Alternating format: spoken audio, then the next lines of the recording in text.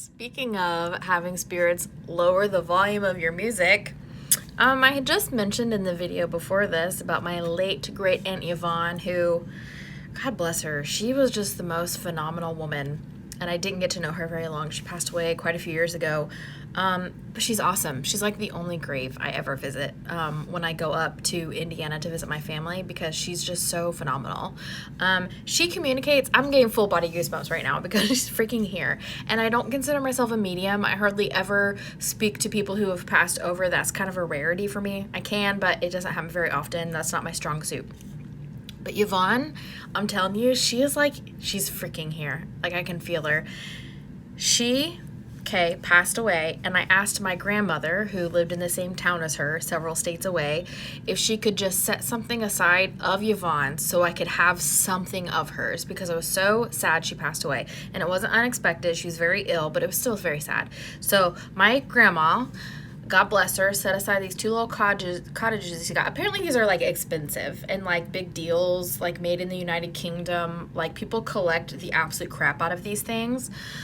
They're fragile, they're expensive, they're like handmade. It's insane. So anyway, I have these two and I have them on my bookshelf. Well, at one point in my life, I was going through a massive breakup where I was just like reinventing my whole life, refiguring out who I was, and I was like getting rid of everything I didn't want anymore. And my sister was here, and I was like taking things down off shelves, and I look at these and I go, Liv, do you think that we should maybe get rid of the cottages? They don't really fit my new aesthetic.